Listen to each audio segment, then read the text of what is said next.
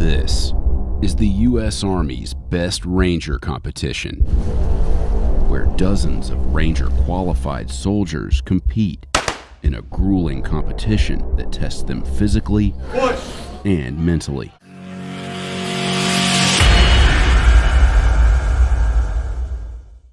The Best Ranger competition is an event that is held annually by the United States Army Ranger Training Brigade down at Fort Benning, now Fort Moore, Georgia. All right, it is a two-man competition. You must be Ranger qualified to be able to attend that event. That event in length is approximately 3 days. Now, I know several guys that's partake in this event. All right, some guys from Ranger Regiment, but a lot of the guys that I've known that's gonna have been from the Special Forces Regiment. I'm not sure if any of those guys have actually won it, but I know majority of the winners come from Ranger Regiment, right? Some people train fucking years for this thing, all right? Now, winning this event not only gives you bragging right, but there's also a lot of prizes, a lot of donations that comes with winning this event.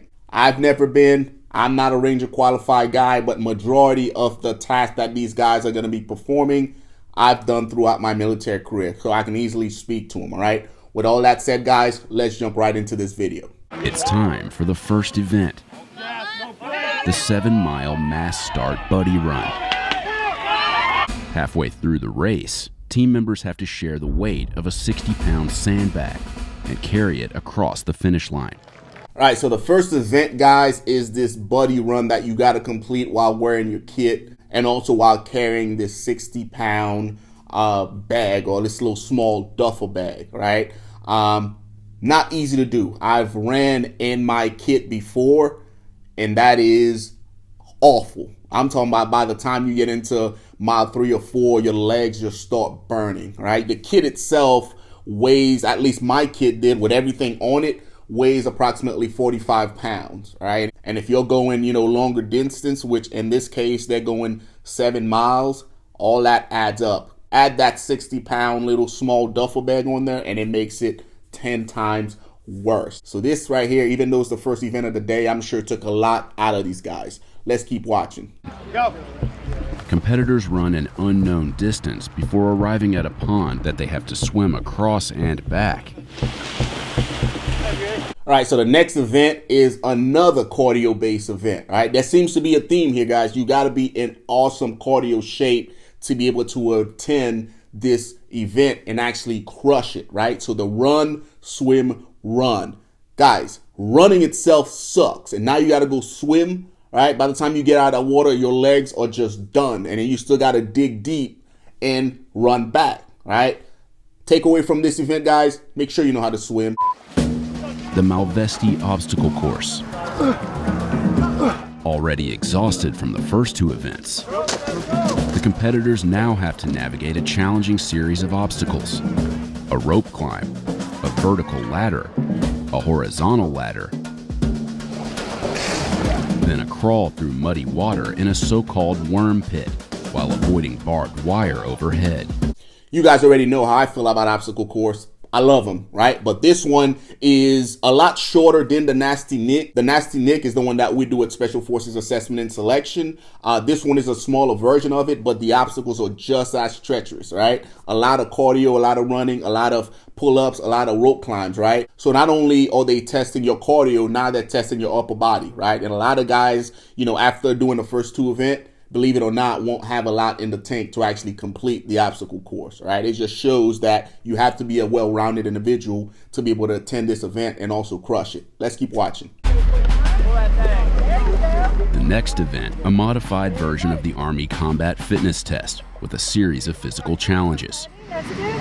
So the Army Fitness Test, all right? So typically, we do that when we're fresh, yeah? All the APFTs or the ACFTs that I've taken, it's literally been in the morning, and it's the first thing that we do. So you have all that energy, right? To do it in the middle of the event after, 3 separate events? The Urban Assault Course. Competitors fast rope from the helicopter onto the roof of one of the buildings on the course, nicknamed Selby City. They're timed while negotiating a series of obstacles in a stressful environment created with smoke and simulated combat sounds.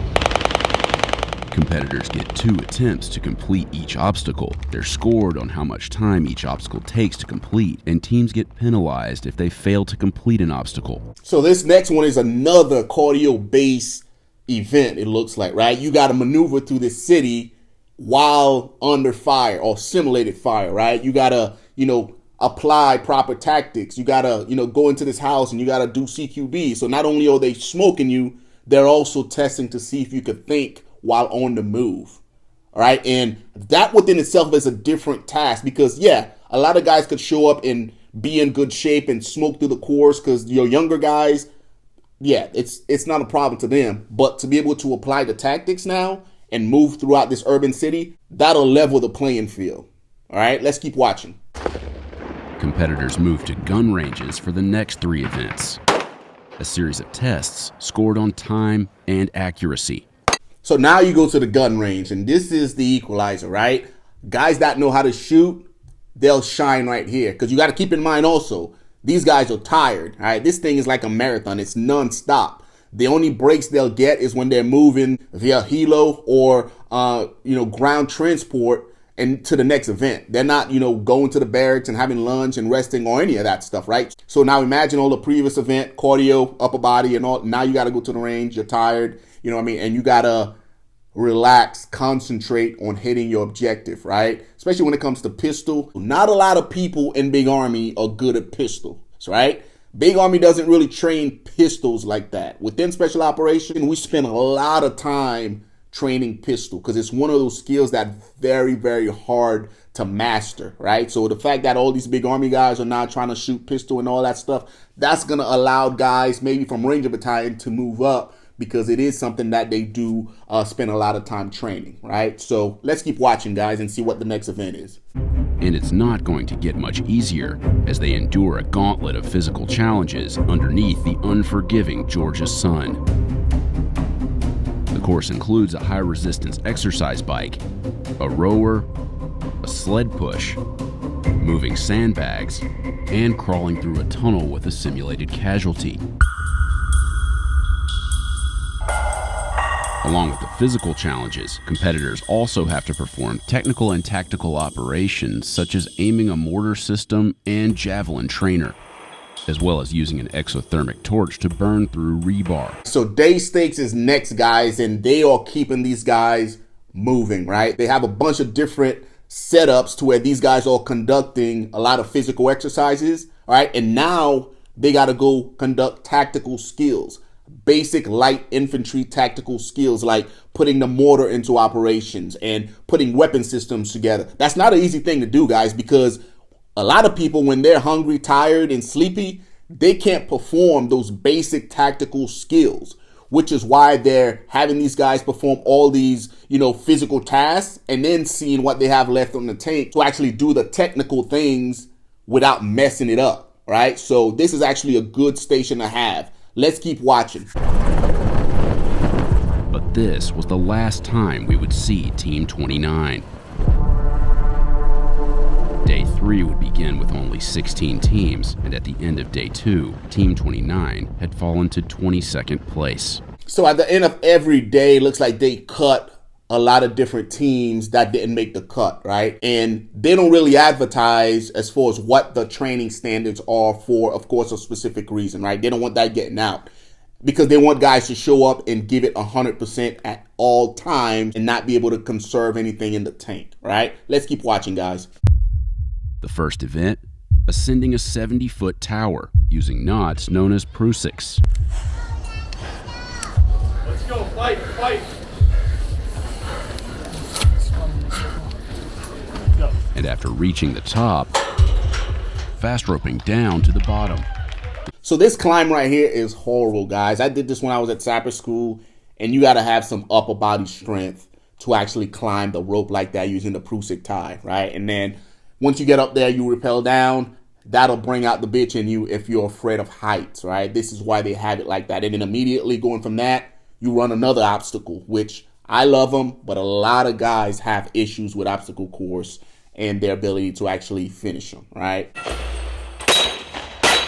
So after the obstacle course, they hit the gun range. But again, when it comes to pistol, the guys from Ranger Battalion are still in the top spot because, again, they probably spend a lot of time training pistols, right? All these other guys from Big Army, they don't get ammunitions like that to actually train pistols. So I can see why they're sucking at the gun range, especially after coming from the obstacle course.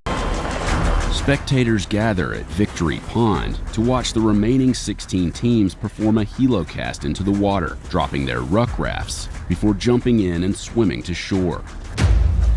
Now this helocast, guys, is actually it's a smoker, right? I remember doing it when I went to sapper school, and so you got to grab a poncho, put your rucksack into it, and create this floating device, and then you got to swim from the lake all the way up to shore, you and your buddy holding on to your rucksack, right? And you got to swim all the way to shore. Not an easy task, especially for these guys after, they're 3 days into this now. They're probably smoked physically and mentally, right? Especially if you're not in first place and you're in the rest of the guys chasing. Mentally, you're going through a struggle, right? If you are in first place, you're also struggling to, mentally remain tough and stay on task so you don't fall out of the top spot, right? So overall, physically and mentally challenged for all these guys competing. Let's keep watching. Dripping wet from the CWSA, the competitors move to the start of the final event, the 3.5-mile buddy run.